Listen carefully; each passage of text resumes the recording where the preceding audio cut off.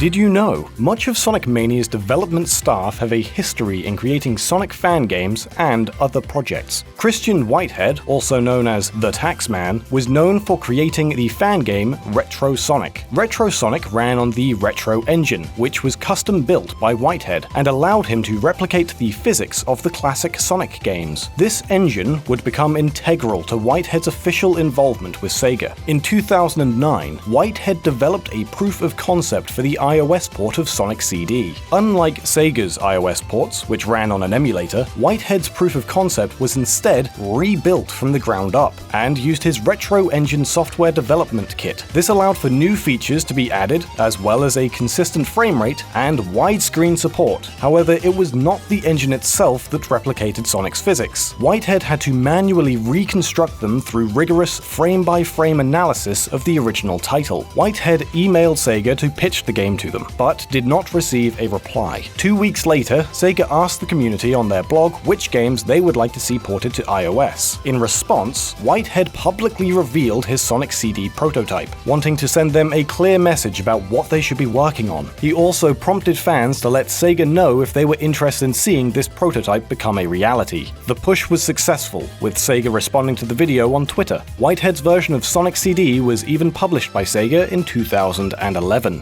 Following his port success, Sega contacted Whitehead again, this time to handle ports of Sonic 1 and Sonic 2. Working with him was Simon Tomley, aka Stealth. Tomley also had a storied history with Sonic fanworks. He was involved in the community during its formative years, heading the popular Sonic Mega Mix project, and was responsible for porting fan creations to the Wii and Sega CD. He also created an unofficial port of Sonic 1 for the Game Boy Advance, a response to the poor quality of the Game Boy Advance's Sonic Genesis. While Whitehead reproduced the games through observation and recreation, Tomley was more familiar with the assembly code of the original games. The pair's collaboration was fruitful, and their ports of Sonic 1 and Sonic 2 boasted many advantages and were well received by the community. Whitehead and Tomley, under his company name Headcannon, would go on to form a core part of Sonic Mania's development team. Joining them was PagodaWest Games, a company born of yet another Sonic fan project, this time the unofficial remake Sonic the Hedgehog 2 HD. PagodaWest's Tom Fry and Jared Castle met on the project, and formed a close friendship based on their similar outlooks on game design. Their experience on Sonic 2 HD was invaluable, teaching them the importance of keeping to deadlines and choosing the right team for the job. Joining them was musician T. Lopes, known for his unofficial Sonic remixes. Sonic Mania was pitched to Sega by these three companies. The project was first presented to Sonic team head Takashi Iizuka in 2016. Only Studio Plus Zone was made at the time, and the game went under the title Sonic Discovery. After the presentation concluded, Iizuka simply told the team, "I have many questions," before they had to break for lunch. When they came back, Iizuka wrote a series of titles on a whiteboard going from Sonic 1 through Sonic and Knuckles. He then added one more title, Sonic Mania. As the project advanced, more staff had to be brought on, with many of these new members also boasting a history in the Sonic fan community. Programmer Hunter Bridges and designer Brad Flick previously worked on the fan game Sonic Nexus. Artist Paul Veer, known for his work on Nuclear Throne, was commissioned to provide Cook and Becker's official Sonic print. Audio engineer Falk O. Young is known for his contributions to several Sonic soundtracks, and artist Kieran Gates has helped organize the UK fan convention Summer of Sonic.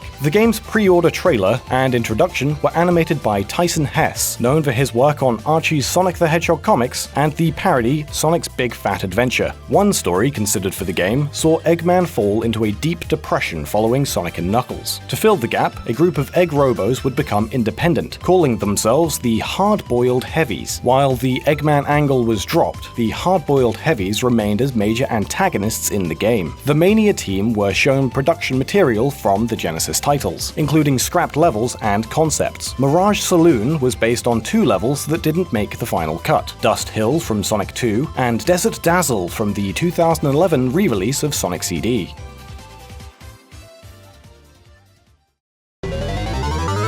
Sonic Mania was influenced by the aesthetics of the Saturn-era Sonic titles. This choice allowed the limited team to produce a high-quality title with a lot of content, rather than opt for HD graphics and have potential complications arise. The 3D models in the special stages pay homage to the character's Saturn model seen in games like Sonic R, although they are in fact brand new. To drive home the 90s aesthetic, Sega produced an advertisement for the game in the style of an old Sonic 2 commercial. Both spoof infomercials by comedically boasting about the game's practical applications, such as handling tough stains and acting as a hairpiece. Mania's commercial even featured Kazuyuki Hoshino, a Sonic Team artist responsible for the character design on Sonic CD. As you might expect, Sonic Mania contains a huge number of nods and references to the rest of the Sonic series, as well as other Sega properties. Signs can be found in Studiopolis that read Cope. This is a reference to similar signs found in Spring Yard Zone in Sonic 1. Clipboards in Studiopolis have the following initials on them: CW, HC, and PWG. These stand for Christian Whitehead, Headcannon, and PagodaWest Games, respectively. The Sega Sonic Popcorn Shop is named after a product released exclusively in Japan, a combination arcade game and popcorn vending machine. The televisions in Studiopolis show a symbol that highly resembles the logo of the Sega Game Gear. Signs in Studiopolis reading Pinkbot are a nod to signs in Streets of Rage that read Pinebot. The Club Spin Ages signs seem to reference both Club Sega in Japan and an old logo from UK Mega Drive commercials, "To be this good takes ages," with ages being Sega backwards. Wanted posters of Knack the Weasel, Bark the Polar Bear, and Bean the Dynamite appear in the Mirage Saloon Zone. While this is a nod to the character's long absence from the series, it's also a nod to Sonic Generations, where they also appeared on wanted posters in City Escape. The Studiopolis Zone shares its name with Studiopolis Inc., the production studio that records the English voiceovers for the Sonic series. Funnily enough, this was actually a complete coincidence. The team were unaware of the studio when they were naming the level. When they found out, they drafted some different titles for the zone, thinking that they would be asked to change it. Suggested titles included Opening Night and Fame Plaza. However, Studiopolis gave the go-ahead to use the name, and so it was kept, with Whitehead thinking it was now a cool reference. And if you want more Sonic facts, why not check out the videos on screen? If you like this video, consider giving it a like and maybe subscribing to keep up with future videos.